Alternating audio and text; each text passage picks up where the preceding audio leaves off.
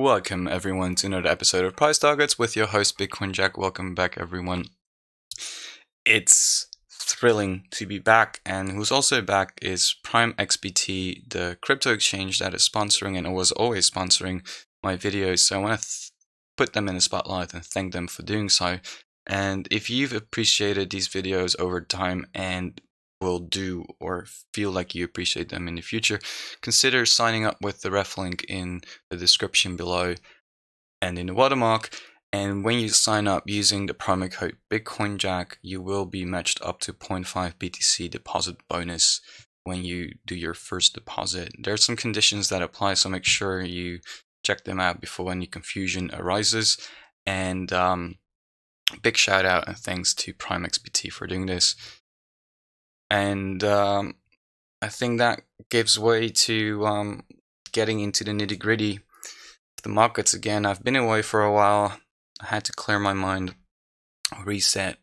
So I did, and I think it's important to start out with some simplified macro structure or understanding. And without getting into too much details, if you want some more details, I've talked about them on Twitter. I don't claim to be an expert on macro financials at all, but I shared my view on them on Twitter, so you can go check that out. I think here the thing I want to point out is the S&P 500, the central bank policy, and Bitcoin do have a certain correlation. As you can see here, there was central bank was accommodating in the market. Bitcoin would also appreciate, but much faster.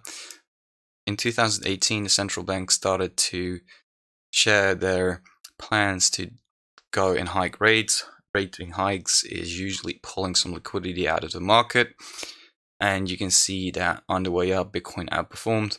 And then as there was some trouble in the S&P 500, Bitcoin outperformed to the downside. Then the Fed announced some more QE. Bitcoin outperformed to the upside in percentages terms. And then in 2020, we obviously had the COVID crash, crashing back to the excess level of where the QE started, right? So it pretty much reverted all that QE gains, and then later on, QE kicked in again. More QE, a lot of QE, markets rallied. So this was a very artificial, excessive rally. And now the big question that everyone's asking is what's going to happen up here. Central bank rates are at zero. They're being hiked as we speak. They're going to get hiked in towards the 2% range, I assume. And inflation is up in the 7 to 8, possibly a little bit higher in the coming months range. And that's just going to put some pressure on earnings in the S&P 500. It's going to put pressure on the Fed to keep hiking the rates. And there's some people who think that the Fed will eventually respond with a new series of QE. That's all kind of speculative, and people may be pricing in that future, cutting of rates. I'm not going to claim that I know exactly what they're going to do, but at this point, they need to follow their mandate and they need to start cutting. And that's what they're doing. So for now, that's, in general, there's still, because there's a lot of inflation, there's going to be still money flowing into markets, but it's just going to slow down. And it's going to get tricky, in my opinion, for now. So same applies for Bitcoin. It just doesn't paint the most bullish, clear picture. Could Bitcoin rally? Sure. Is it going to rally very high? Well, maybe only if, for some reason, gold goes into a crazy bull run. And there is a frenzy in the world to get hard assets. And maybe people finally will look at Bitcoin and think, it could be used as a digital gold, and then the digital gold narrative is back on the menu, right? I don't want to speculate too much on that. I don't want to complicate that. Fact is that we're kind of in a similar position as back in 2018 with some, at least sideways action. And we got to consider that this was a lot of money thrown in after COVID. And maybe the market is going to try and correct for that a little bit. The other thing, so if we look at this, it kind of looks that we're getting into a period of contraction of price, contraction of volatility, into a reaccumulation period. Could that go sideways forever from here on until we reaccumulated enough for a new bull run? Sure. Could that mean that price is going to come down a little bit further like it has in the past 3 times? It's a possibility that we have to consider. If we don't, we simply just become stupid bulls that believe that everything is going to go up. So I just want to show you this chart. I've shared it on Twitter, but you got to consider that this is the mean. If we lose the mean, we're probably going to correct into capitulation and reaccumulate and then start a new rally. And much will depend on what happens in the meantime with the central bank policy and how stressed the Fed will get when markets start to react badly. Because first of all, their mandate is to fight inflation. If inflation remains at 7, 8, 9, 10%, markets can be in trouble, but effectively the Fed should not care. And the question is, will they care, right? I don't know, political thing as well. Don't speculate on it too much, but just keep in the back of your mind that there's just a lot of uncertainty, and when there's a lot of uncertainty, the downside usually gets a lot more tricky than the upside. Woo! All right, well, done with the macro kind of blah blah. Let's get rid of, let's see. Yeah, let's get rid of that and have a look at the weekly chart. Bitcoin. The first thing I want to note is right here, we have a period of consolidation, which is kind of coming to an end in a similar time, right? So it's 63 days. Very interesting place to be. Let's explain color codes. Orange are, let's call them inefficiencies or liquidity gaps, but that's pretty much where historically price traded through without much historic pricing. And price tends to go back to these places, retests them, and checks whether there's interest in liquidity. Usually there is. So what we've seen down here, as this thing broke down, it kind of threaded through the area below this wick down here, and as it got retested up here, it just didn't manage to quite close that gap, right? And eventually did. So there was not a lot of volume traded in this gap. Same goes for here. On the way down, there was not a lot of volume traded, but it did get retested, like first here, and then obviously it became a target.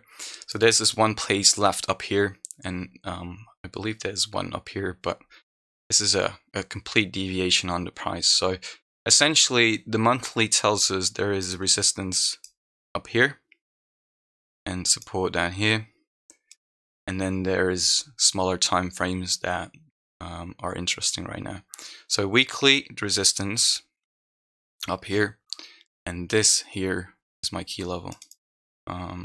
That's at 47. So I don't know if price just wants to come up here, test this level, 47. Go to a lower time frame, and then come back down here, break back below this trend line. Then I think there is a play on the deviation here, and perhaps on a retest of the trend line right there. And then we're gonna go, if that happens, I want to trade it to the downside into, well, you would assume here, because that looks like support, and on the daily it does, it very much does. But it's been tested so many times, so at that point I would assume that we go back down to the monthly level and the weekly order block down here. And so that's kind of the setup if we must or can rally to the upside. That's where I want to get a short in if this kind of develops, right? So we clean these 2 wicks to the upside into the monthly mid-range level, and then break down and then trade into support again. So then we just keep ranging. If we break it down further, what I'm looking at here is pretty much this, like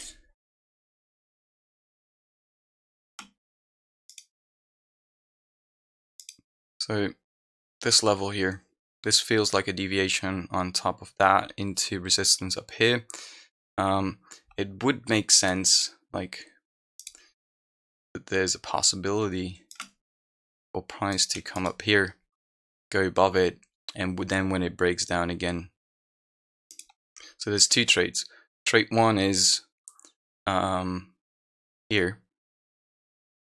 The other trade is that this pushes up here, and then if it kind of breaks down again, you short it as it does, and then the stop is above the high.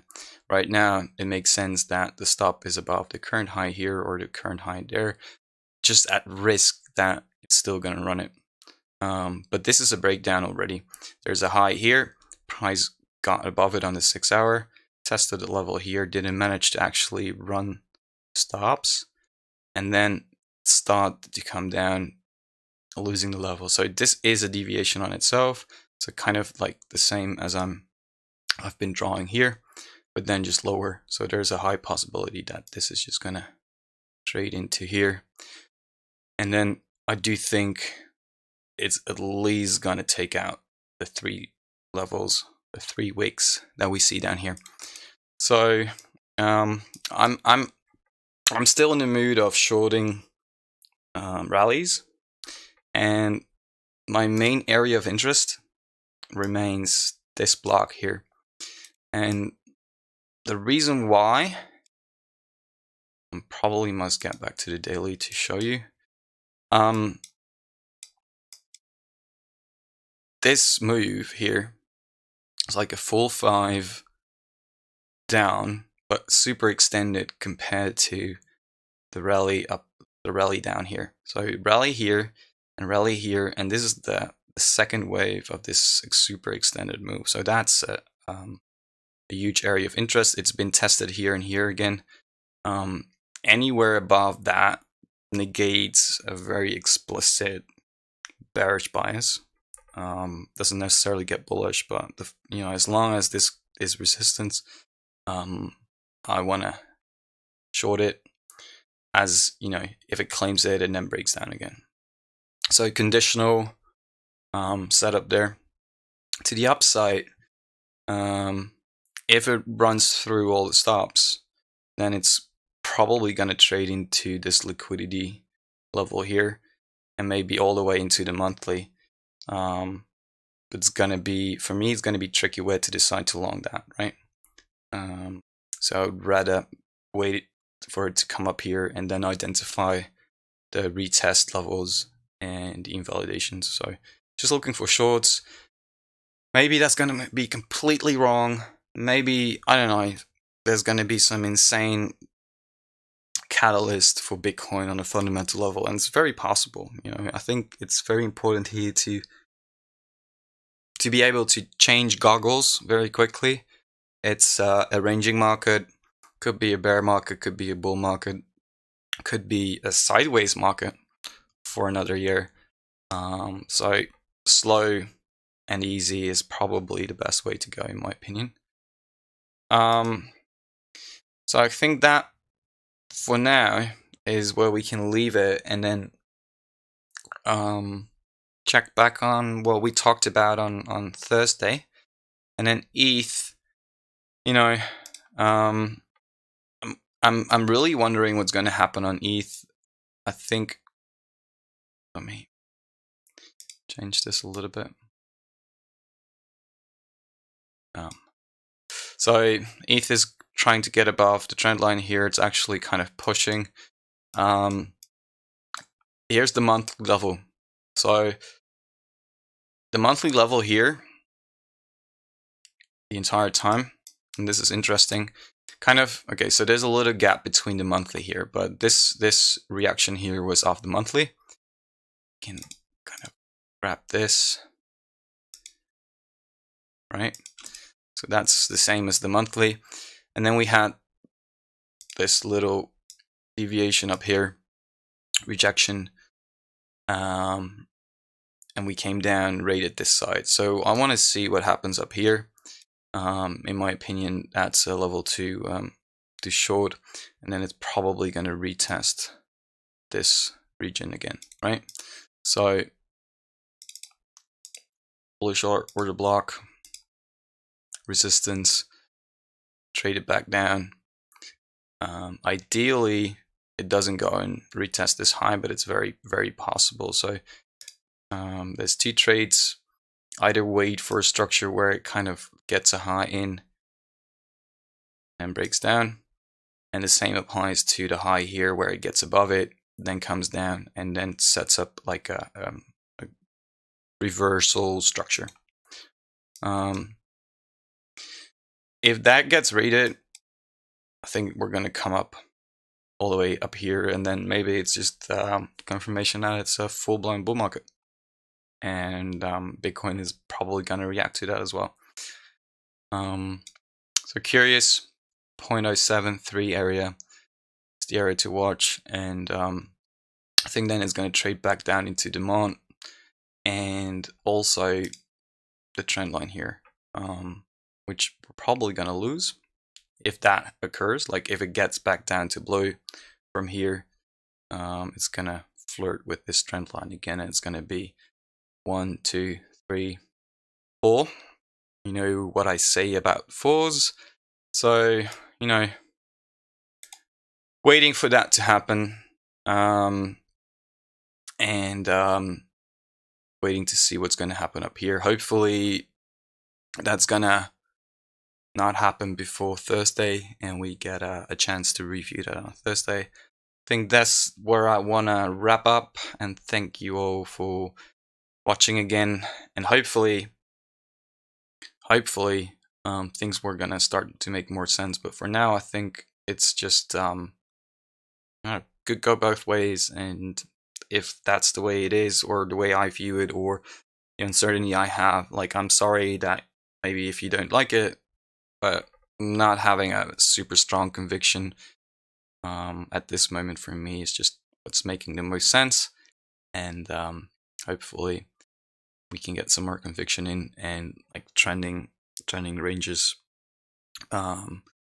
trending price action instead of ranges to compound nicely. I think that's it. I want to thank you guys. I want to thank Prime, and catch you Thursday.